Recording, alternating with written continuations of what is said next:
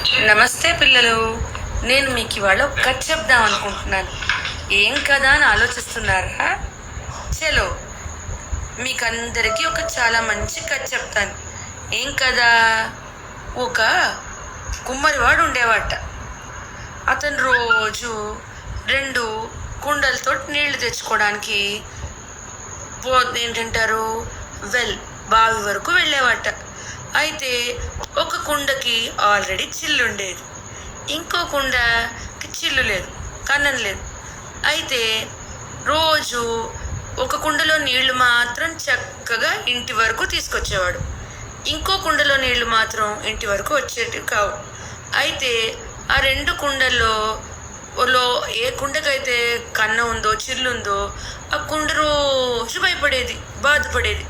ఎందుకు రోజు నా కుండలో నీళ్లు ఉండటం లేదు, అయ్యో ఈ కుమ్మరివాడు నా కుండ మొయ్యాడేమో, నన్ను ఎక్కడైనా పడేస్తాడేమో అని. కానీ కుమ్మరివాడు ఎప్పుడూ అలా చేయలేదు. ఎందుకు చెప్తాను. కొన్నాళ్ళకి రోజు బావి నుంచి నీళ్లు తెచ్చేవాడు కదా కుమ్మరివాడు. కొన్నాళ్ళకి ఏమైందంటే ఆ నీళ్లు తెచ్చే దారిలో అంతా పూల మొక్కలు వచ్చాయి చక్కగా. అప్పుడు కుమ్మరివాడు ఎంతో ఆ పూల మొక్కలు చూసి ఆనందించాడు.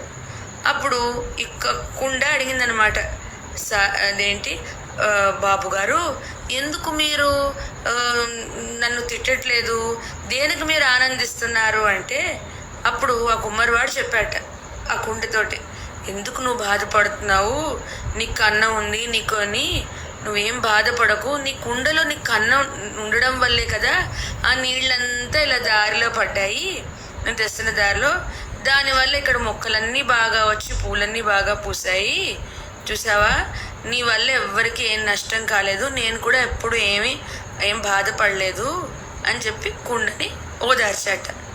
దాంతో కుండ చాలా ఆనందించిందట. పిల్లలు, ఈ కథలో ఉన్న నీతి ఏంటి?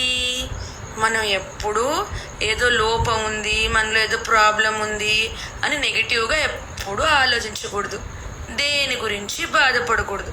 మన దగ్గర ఉన్న దాంతో మనం ఇంకా బెటర్గా అవ్వాలని చెప్పి ఆలోచించుకోవాలి.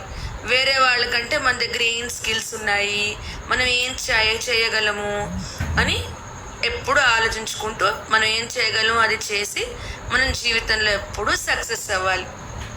ఎప్పుడు ఆనందంగా మనం చేసే పని కరెక్ట్ అని ఆలోచించుకుంటూ ఆ పని బాగా చేసుకుంటూ వెళ్ళిపోతే ఆ పనిలో సక్సెస్ దొరుకుతుంది.